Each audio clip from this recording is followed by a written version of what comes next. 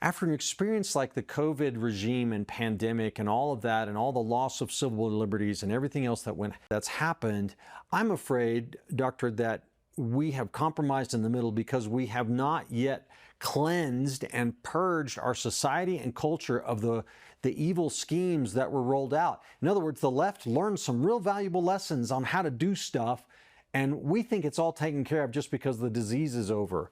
What do we need to do to clean this thing up and make sure this can't happen again? You are exactly correct. There has been no accountability, and it's really difficult to move forward without accountability.